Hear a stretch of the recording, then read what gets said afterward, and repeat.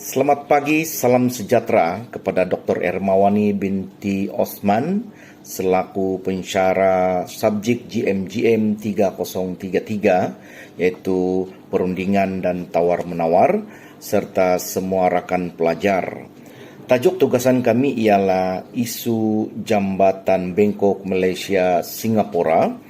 Sebelum itu, saya ingin memperkenalkan ahli kumpulan kami yang terdiri daripada 4 orang, yaitu saya sendiri Balsius Nasiok, nombor metrik 266530, Mad Nazri bin Matlin, nombor metrik 266629, Musa bin Matal, nombor metrik 266138, dan Hasrin bin Hasaat nomor metrik 265929. Pembentangan kami terbahagi kepada 6 bahagian, iaitu pengenalan, pendekatan Malaysia dalam rundingan jambatan Bangkok, hasil rundingan, cabaran dan halangan, pendekatan Singapura terhadap rundingan jambatan Bangkok, dan akhir sekali kesimpulan.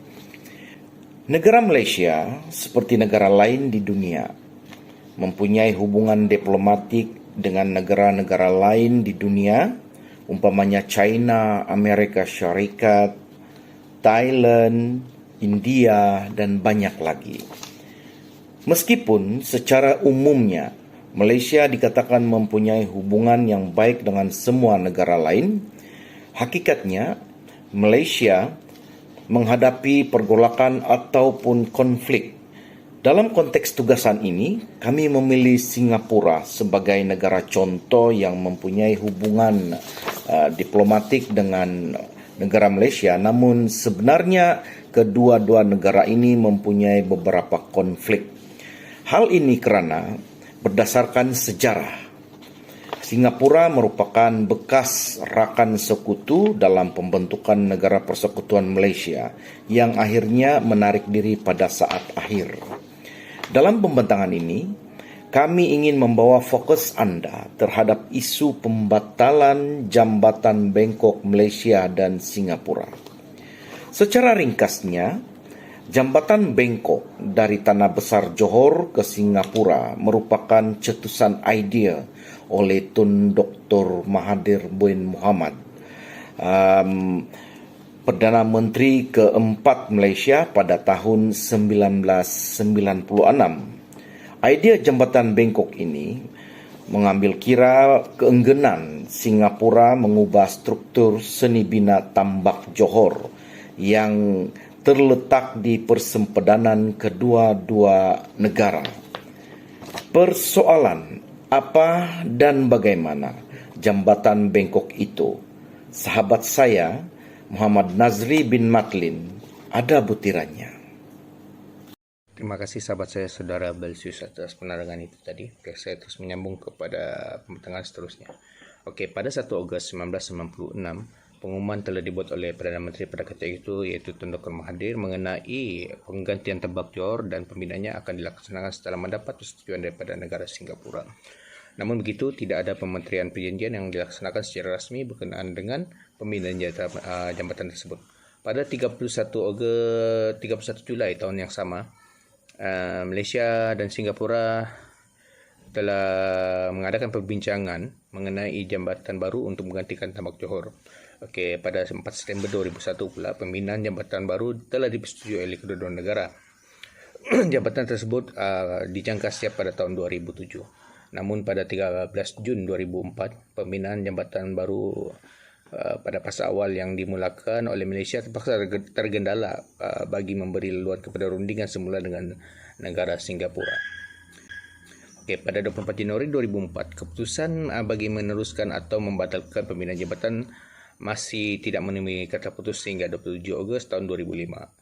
Walau bagaimanapun, Malaysia masih ingin meneruskan pembangunan tersebut. Hal ini kerana struktur jambatan yang ingin diubah suai adalah dalam perairan Malaysia dan tidak melibatkan persempadan perairan negara Singapura. Okey, pada 6 Februari 2006, Singapura meletakkan beberapa syarat dalam persetujuan dalam membangunkan jambatan tersebut. Tetapi Malaysia tidak mempersetujui mengenai syarat tambahan tersebut. Dan tahun yang sama, 12 April, Tun Abdul Hamid Badawi yang merupakan Perdana Menteri pada ketika itu membuat keputusan dan menetapkan bahawa Malaysia tidak akan meneruskan pembinaan jabatan tersebut dengan mengambil kira hal-hal mengenai sentimen rakyat Malaysia dengan negara jiran, dan rundingan bersama Singapura mengenai pembinaan jambatan tersebut turut diberhentikan oleh pihak kerja Malaysia. Pada 2010 pula, Sultan Johor telah membangkitkan cadangan pembinaan semula jambatan Bangkok kerana jambatan tersebut memberi kemudahan dan keselesaan kepada penduduk Malaysia yang berada di Johor, khususnya apabila ingin berulang-alik dari Malaysia ke Singapura. Pada tahun 2014, Tun Dr. Mahathir memberi kenyataan mengenai kepentingan jambatan tersebut dibangunkan dalam acara di Iskandar, Malaysia. Tun Dr. Mahathir telah memberi penjelasan bahawa tambak Johor menghalang aliran air keluar. Seperkara lagi, tambak tersebut sudah kotor dan ia memberi kesan terhadap pencemaran kepada air laut sekelilingnya. Menurut Kamali Syam Jaafar yang merupakan peguam yang telah dilantik, perundingan mengenai jambatan tersebut bahawa tergendala akibat daripada ketamakan sesetengah individu dan tidak mengutamakan kepentingan rakyat. Perkara ini telah dirahsiakan daripada pengetahuan umum dan hanya individu yang terlibat secara langsung dalam rundingan tersebut mengetahuinya. Kita lihat kepada pendekatan Malaysia dalam rundingan jambatan Bangkok. Malaysia telah menggunakan strategi tawar-menawar dalam pendekatan. Pada awalnya bagi mendapatkan persetujuan daripada pihak Singapura. Strategi tawar-menawar lembut kita telah gunakan tanpa mengguris perasaan pemimpin negara tersebut serta mengurangkan konflik dan risiko. Hal ini dapat dibuktikan apabila Perdana Menteri Malaysia mengadakan rundingan terlebih dahulu sebelum mengambil tindakan. Malaysia mengaplikasikan strategi tersebut bagi mencapai objektif mereka dalam memulakan pembinaan jabatan. Seperkara lagi, Malaysia sebenarnya sebuah negara yang tidak suka kepada konflik. Malaysia memilih strategi ini kerana ianya mudah untuk mendapatkan persetujuan. Pemimpin Malaysia pada masa itu berusaha dalam mendapatkan persetujuan Singapura melalui menyelaraskan pembinaan jabatan tersebut dengan membuat sedikit modifikasi kepada pembinaannya. Selain daripada itu, Malaysia turut menekankan pendapat dan kemungkinan yang bakal berlaku kepada kedua-dua negara tersebut apabila jambatan tersebut telah direalisasikan.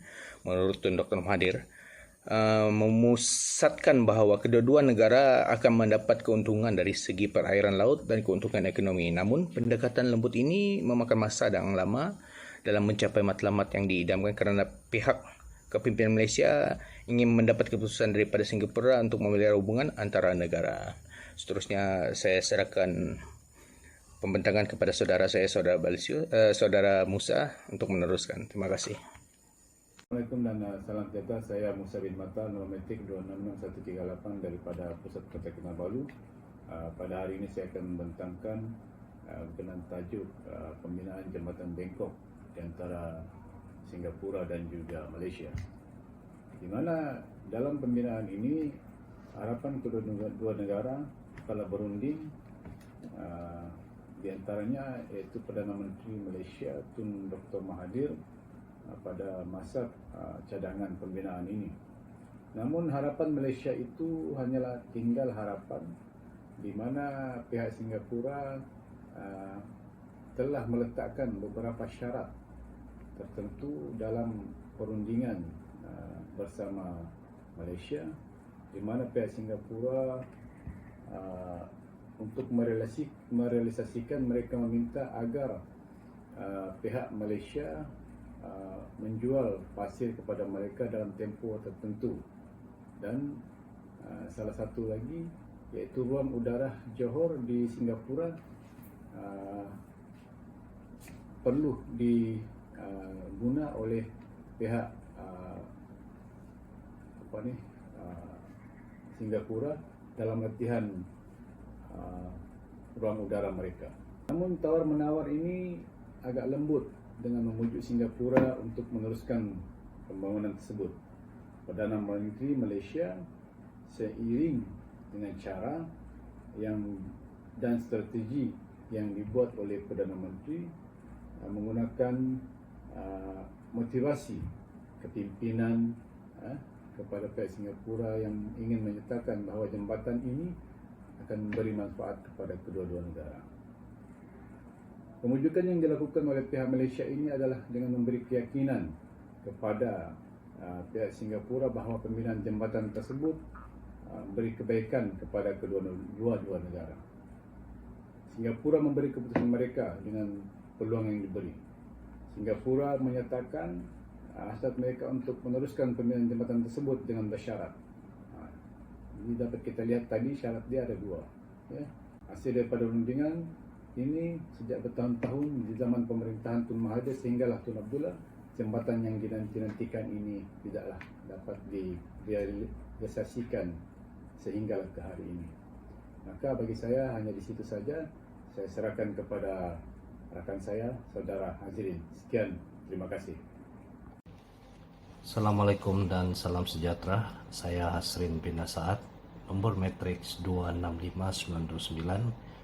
So saya akan membentangkan tajuk seterusnya, yaitu cabaran dan halangan.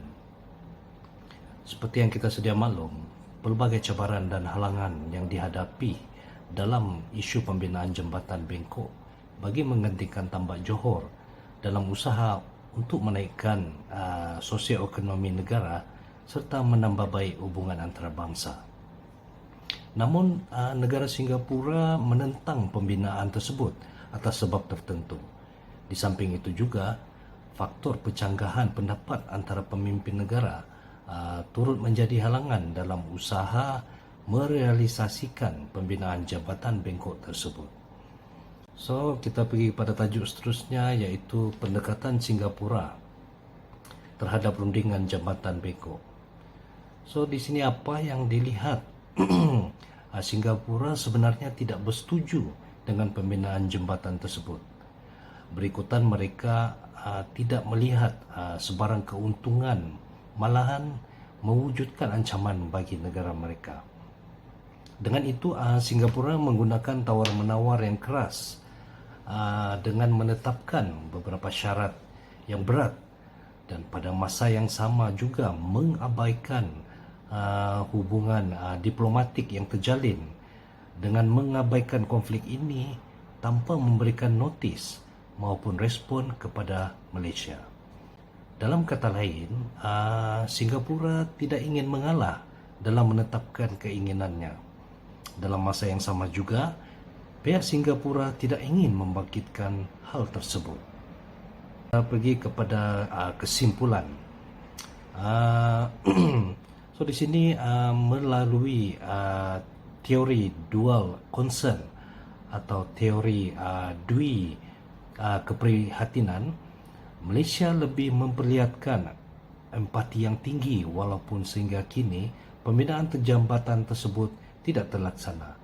Ini demi menjaga keharmonian negara serta tidak mengabaikan kedaulatan negara dengan syarat yang ditawarkan oleh Singapura. Manakala Singapura pula dilihat sebagai sebuah negara yang tidak menghiraukan hubungan diplomatik dengan negara jiran. Namun sehingga kini hubungan Malaysia dan Singapura tetap dalam keadaan baik dan harmoni. Sekian pembentangan daripada kumpulan kami. Terima kasih.